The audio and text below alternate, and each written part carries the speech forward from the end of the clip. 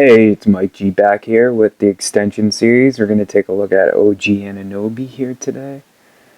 I briefly touched on OG in my Masai chess 4D play video, and I outlined a trade for Anunoby. But today we're going to talk about like an extension, how we can maximize his role going forward, and what he needs to really work on, and what are his obvious strengths. So we're looking at right here, OG Anunoby, 5 seasons with Toronto already. Pretty good play over those seasons. Kind of had an up and down injury history. We can see that he's never really touched 70 games in the past 4 seasons, which is interesting. Even like the shortened seasons, yeah, we get that, but still, the amount of games he's played is not even on the same level. Pascal Siakam's played 500 games, so we can see how injuries have affected kind of a bit how he's grown with us. If we look at obviously his three ball, one of his best attributes in my mind, he's really improved that three ball through the years, increased the volume, but also keeping a really strong clip. It's really impressive. His career, wow, you know what I mean? Pretty good. His 2 pointers, obviously low because I think his dribble package and his balance kind of stops him from really attacking the rim like at full speed. So defenders kind of key up on him really quickly and are able to kind of rotate to kind of stop him from getting to the rim. And we can kind of see that with the volume. Kind of, we've tried to increase his volume, but even with those around the basket shots, he kind of doesn't really get the clip really up there. Like the first season, we're using him strictly around the basket, had a higher percentage. Lower points, obviously, it was more transition, like runner stuff. Like if we had a slasher, he could slash to the rim, catch it, not dribble, but like two-step, dunk, layup, whatever, you know what I mean. And then over the years, we've kind of increased that, but he's not really shown the ability to kind of really be a consistent threat on offense in the half court. His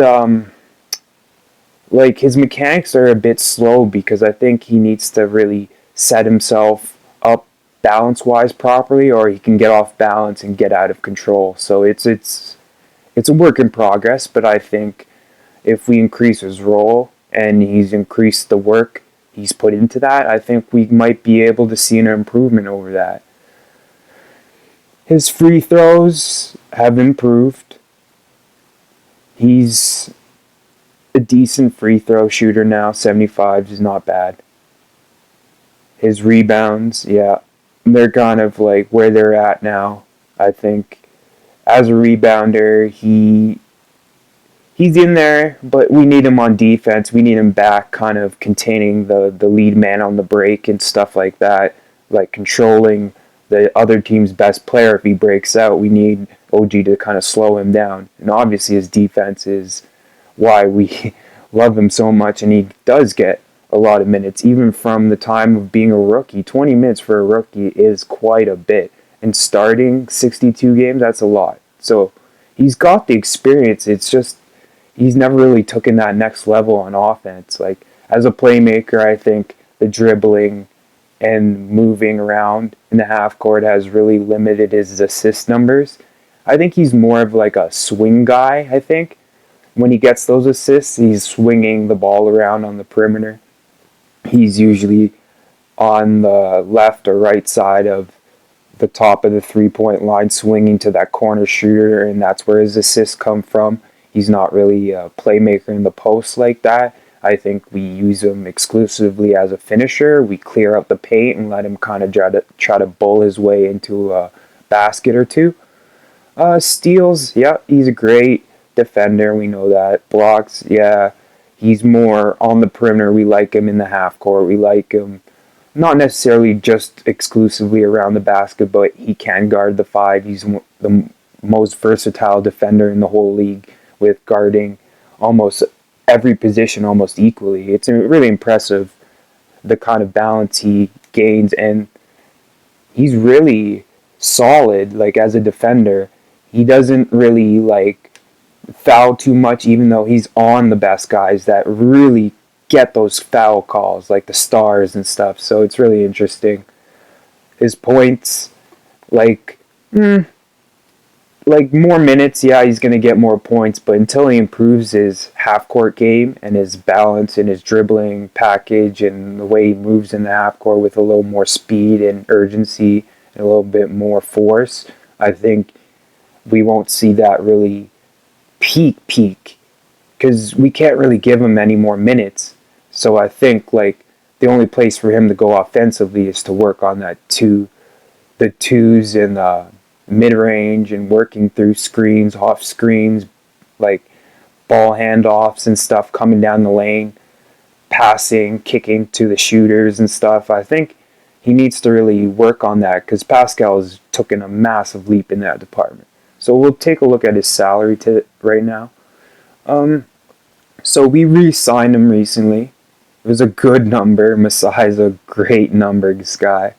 This is a great deal for the kind of production we get from OG. OG is a championship 3 and D player, and having him on this salary is great. But if we push him into a bigger role and he shows that improvement, we're going to be looking at a bigger number either way, but we're going to be looking at an even bigger number if he kind of breaks out the way we've kind of all been waiting for him to do. So this is really the interesting part with the whole extension series in a whole, where I'm kind of working through the guys that need extensions. And at the end, I think I'm going to do kind of like a recap of everyone and look at the numbers we've kind of penciled in for everyone. But if we're looking at OG as he is right now, I think he can probably decline this player option and lock in something around 25 million maybe for the next whatever 3-4 years. Coming up, it would be like he's 30, so then he gets another contract. So that would work great for his timeline, I think. After another 4 years or so, he could really show the improvement and what kind of defender he is at that time. But I think his injuries have really kind of moved that number down for me, I think, to the 23 million if he doesn't pop. If he pops, then we're looking at a lot more money. But to be honest, I think we have a real dilemma. I think we're at a point here where we have a guy that we've had for 5 years. He's kind of like peaked with the minutes and everything, the role that we've kind of given him. With the injuries, kind of limited his growth, yes. But at the same time, I think we might be seeing the top of OG. So I think trading him at this point might be a great option. Obviously, we can trade either him or Gary Trent Jr., and I think be fine with Precious coming into the starting lineup to replace either or. But to be honest about it, I think OG commands more value on the market. And if we didn't have Scotty, because we're looking at the future with Scotty, right? Scotty needs guys to play with. We need to trade assets for future first-round picks from teams that are not as good as we are going to be. That's the plain simple. And I think we need to at least get one this year from either OG or Gary Trent Jr. I laid out those trades, a Gary Trent one in my off-season review video, and an OG one in one of my last videos, the 4D chess play. So it's interesting because I think Scotty has really kind of disrupted our plan going forward, because we need to look at getting him geared up, and we need Precious in the starting lineup to get minutes with Scotty. We need him to kind of build that chemistry with Precious and Scotty to be that kind of force for us later when Scotty's really in his prime. And I think we're going to need like two guys around Scotty. Like, obviously, Precious is a great talent. I think he fits really well with Scotty. And Scotty can play make to him to shoot or slash or whatever. Precious sets great screens, plays great defense, versatile like Scotty. That's what we're going towards. So I think we need a third or fourth guy in the mix, and I think a first in a trade for OG and Gary Trent would be the better option than holding OG or Gary Trent, and maybe they work out, maybe they don't. I think we need to plan for the future around Scotty. He's the piece, I think, that's going to really take us to our next championship. I love Pascal. I love Fred. I love OG. I love Gary Trent Jr. But I think Scotty is our next finals MVP. I'm like, I'm not saying for sure. I'm not saying we get there for sure. But if it happens, I'm thinking most likely that's the case. So we're at a pivotal situation, man. It's interesting. Masai is a genius. He's gonna know what we need to do. But I think this is a really pivotal point for OG and Gary Trent. I'm gonna talk about Gary Trent in my next extension series video, and we'll go through him. But it'll be interesting. I really want to see OG if he stays with us. I want to see him pop. I want to see him become that kind of all-star talent everyone believes he is.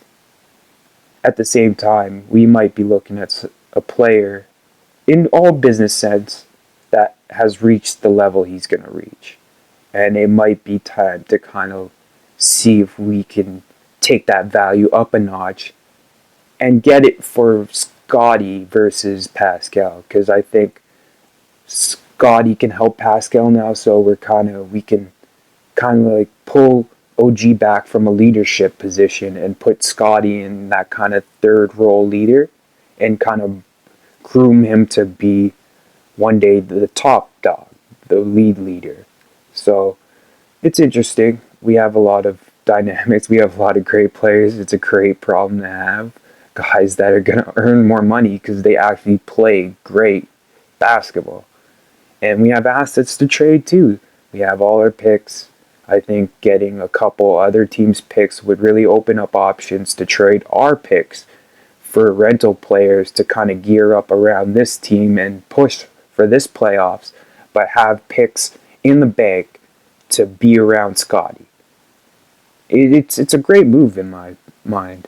Like, the logic is clear. Alright, see you guys next time. Thanks for listening.